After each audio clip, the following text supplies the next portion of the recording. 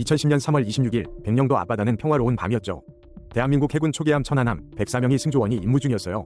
하지만 그 순간 바다속 깊은 곳에 거대한 운명이 기다리고 있었죠. 밤 9시 22분 갑자기 모든 것이 뒤흔들리기 시작합니다. 엄청난 폭발음과 함께 천안함은 순식간에 두 동강이 났죠. 46명의 용감한 해군 장병들이 차가운 바다에 갇혔습니다. 곧바로 국제조사단이 꾸려져 원인 규명에 나섰죠. 미국, 영국, 캐나다, 호주, 스웨덴 전문가들이 참여했어요. 2달 뒤 조사 결과가 발표됩니다. 정말 충격적이었죠. 보고서는 북한의 어뢰 공격으로 침몰했다고 결론 내렸습니다. 어뢰 잔해에서 발견된 1번 표식이 증거로 제시되었죠. 하지만 이 결론은 곧 거센 논란에 휩싸입니다. 북한은 자신들의 소행이 아니라고 강력히 부인했어요. 중국은 증거가 불충분하다며 공식 조사 결과를 일축했죠. 러시아 해군의 자체 조사 결과는 끝내 공개되지 않았습니다. 유엔 안보리는 공격을 규탄했지만 가해자는 명시하지 못했죠. 결국 천안함 침몰의 진실은 영원한 미스터리로 남을까요? 사랑하는 이들을 잃은 유가족들의 고통은 여전합니다. 그날 밤의 진실은 과연 밝혀질 수 있을까요? 46명의 희생이 헛되지 않기를 바랄 뿐입니다. 2008년 1월 25일 평화롭던 중국 남부에 거대한 재앙이 닥쳤어요. 기록적인 한파와 폭설이 남부 지역을 강타했죠. 눈이 거의 오지 않는 곳에 눈폭풍이 몰아닥쳤습니다. 전력선이 얼고 나무들이 얼음 무게에 부러져 나갔어요. 도로는 얼어붙어 수십만 명이 발이 묶였죠. 설 연휴를 앞두고 고향 가던 사람들이 고립됐어요. 기차, 버스, 공항까지 모두 멈췄습니다. 역사상 최악의 대규모 교통마비가 발생했어요. 많은 사람들이 차 안에서 추위에 떨며 밤을 보냈죠. 얼어붙은 물 때문에 식수 구하기도 어려웠습니다. 전기가 끊겨 난방마저 사라졌어요. 농작물과 가축도 혹독한 추위에 희생됐습니다. 경제적 손실은 상상하기 어려울 정도로 컸죠. 일부 지역은 거의 2주 동안 얼음에 갇혔어요. 이 혹독한 겨울은 50년 만에 최악의 기록이었습니다. 폭설과 한파로 최소 129명이 목숨을 잃었죠. 많은 이들이 추위와 절망 속에서 마지막을 맞이했어요.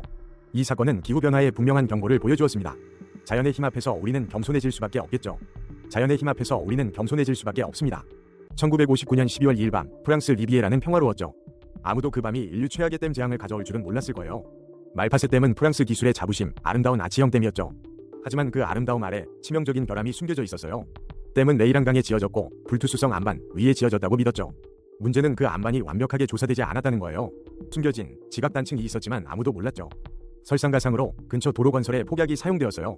이 진동이 약해진 지각단층에 영향을 줬을 가능성이 제기되죠. 그날 오후 댐에서 이상한 소리가 들리기 시작했어요. 하지만 상황의 심각성을 깨달았을 땐 이미 너무 늦었죠. 저녁 9시 13분 믿을 수 없는 일이 벌어져요. 댐 중앙이 산산조각 나며 거대한 물줄기가 쏟아져 나왔죠.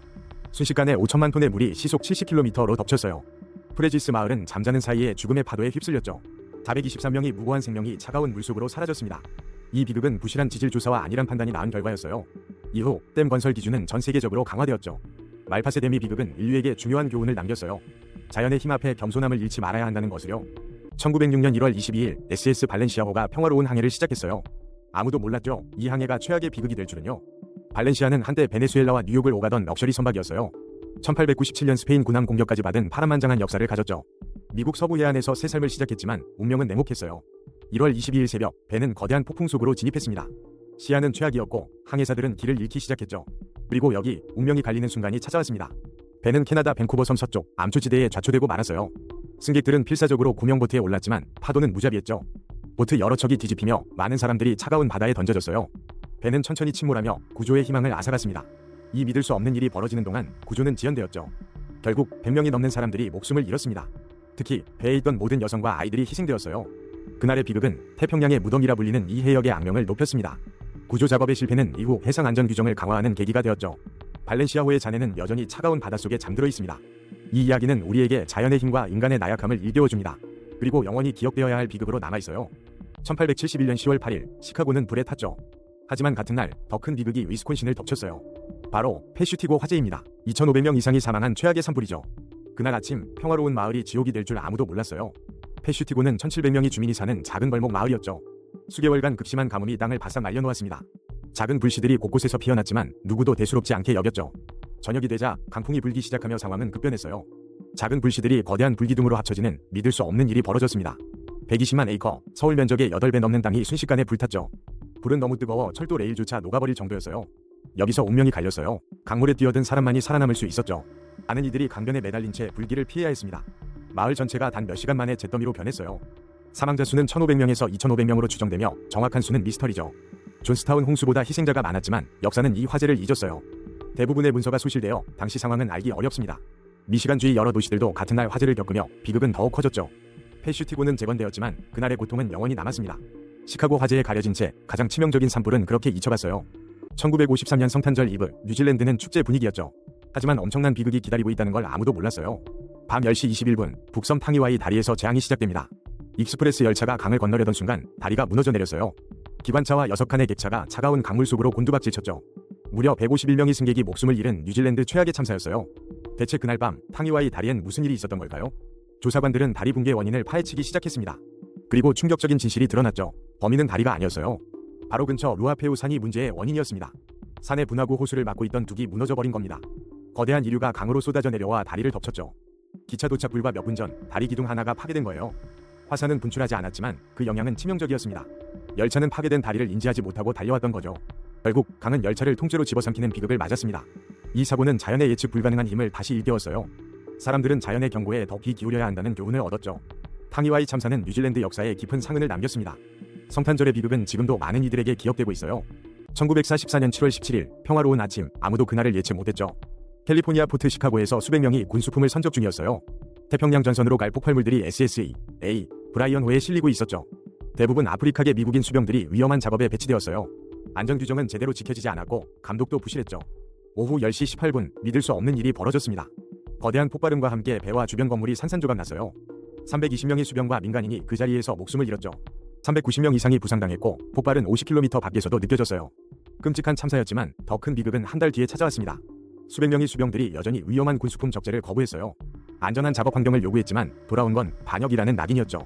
200명 이상이 기소되었고 그중 50명은 반역죄로 유죄 판결을 받았어요. 그들은 15년 징역과 불명예제대를 선고받았습니다. 이 사건은 부당한 인종차별의 상징이 되었죠. 수십 년간 이들의 유죄 판결은 논란에 휩싸였어요. 하지만 마침내 2024년 놀라운 진실이 밝혀졌습니다. 미 해군은 256명 전원의 유죄 판결을 사후 무효화했죠. 반역자로 불렸던 이들은 80년 만에 마침내 명예를 되찾는 것입니다. 포트 시카고의 비극은 인종차별과 군대 내 불평등을 바꾸는 계기가 되었어요. 1999년 9월 21일 새벽, 대만은 깊은 잠에 빠져 있었죠. 그날 아침 아무도 엄청난 비극이 다가올 줄 몰랐어요. 새벽 1시간 47분 12초 난파우현 지지에서 진도 7의 지진이 발생했어요. 땅이 찢어지고 건물이 순식간에 무너져 내리기 시작했죠. 이것은 대만 역사상 두 번째로 치명적인 지진이었어요. 2,415명이 목숨을 잃고 11,305명이 부상당했습니다. NT3 천억 상당의 엄청난 재산 피해도 발생했죠. 수많은 국제 구조대가 대만군과 함께 생존자를 찾아 달려왔어요. 잔해를 치우고 필수 서비스를 복구하며 희망을 이어갔습니다. 10만 명이 넘는 이재민에게 식량과 구호품이 전달됐어요. 현지 언론은 충격에 빠져 세기의 지진이라 불렀습니다. 이 재난은 대만 경제와 국민의식에 지대한 영향을 미쳤죠. 정부의 미흡한 대응은 정권 교체 요인이 되기도 했어요. 하지만 여기서 멈추지 않고 대만은 교훈을 얻었습니다. 2000년 6월 30일 재난예방 및 보호법이 제정되었죠. 그리고 9월 21일은 국가재난예방이날로 지정됐어요. 매년 이날 오전 9시 21분 전 국민에게 훈련 메시지가 발송됩니다. 이는 과거 비극을 잊지 않고 미래를 대비하려는 노력이에요. 지진은 대비하지 않으면 또 다른 비극이 찾아올 수 있다는 경고였죠. 대만은 이 고통스러운 교훈을 통해 더욱 강해졌습니다. 1991년 1월 쿠웨이트 하늘은 갑자기 검은 연기로 뒤덮였죠. 이라크군이 후퇴하며 600개가 넘는 유전에 불을 질렀어요. 사막은 거대한 지옥으로 변했습니다. 불길은 멈출 줄 몰랐죠. 2월까지 최대 732개의 유전이 불타오르기 시작했어요. 유전뿐 아니었어요. 유류 웅덩이까지 불에 탔죠. 검은 기름비가 쏟아졌고 낮에도 밤처럼 어두웠습니다. 세상은 이 거대한 재앙을 숨죽이며 지켜봤어요. 누구도 이 불길을 어떻게 끌지 알지 못했죠. 그때 전 세계에서 소방 전문가들이 모여들었습니다. 그들은 엄청난 열기 속에서 사투를 벌였어요. 용감한 이들의 노력으로 4월 초 첫 불이 꺼졌죠. 하지만 아직 수백 개의 유전이 불타고 있었어요. 매일 수백만 배럴의 기름이 타올랐습니다. 이것은 인류 역사상 가장 큰 인재 중 하나였죠. 9개월간의 지독한 싸움 끝에 마침내 희망이 보였습니다. 1991년 11월 6일 마지막 유전이 마침내 봉인됩니다. 검은 연기는 거쳤고 쿠웨이트는 다시 숨을 쉬기 시작했죠. 하지만 그 상처는 아직도 사막에 남아있습니다. 이 거대한 재앙은 우리에게 중요한 교훈을 주었어요. 인간이 얼마나 파괴적일 수 있는지, 그리고 회복할 수 있는지 말이죠. 수세기 동안 필리핀의 피나투보 화산은 조용히 잠들어 있었죠. 대부분의 주민들은 그 진정한 힘과 역사를 전혀 몰랐어요. 울창한 숲이 화산의 본 모습을 감추고 수천 명의 아이타 원주민들을 지탱했죠. 1991년 초 상황이 변하기 시작했어요. 산이 꿈틀거렸죠. 작은 진동과 가스 분출이 지하의 위험을 암시했어요. 과학자들이 서둘러 투입되었고 이것이 평범한 산이 아님을 깨달았죠. 그들은 무서운 진실을 밝혀냈어요. 피나투보가 대규모 분출의 역사를 가지고 있다는 것을요. 거대한 분출 예측에 따라 긴급 대피 명령이 내려졌어요. 수만 명의 생명이 위태로웠는데 과연 그들이 말을 들었을까요? 1991년 6월 15일 그 순간이 왔어요. 피나투보가 폭발했죠. 그것은 20세기 지상 최대 분출 중 두 번째였어요.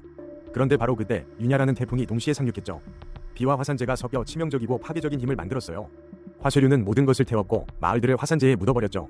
이후 라하르, 즉 화산 이류가 강을 재형성하고 기반시설을 파괴했어요. 하지만 조기 경고 덕분에 수많은 생명이 구원받았죠. 분출은 2천만 톤의 이산화황을 대기 중으로 방출했어요. 그것은 1년 이상 지구의 전지구적 온도를 낮췄어요. 피나투보는 우리에게 자연의 힘이 존중받아야 함을 상기시켜줘요. 그 이야기는 경계심이 생명을 구한다는 증거랍니다.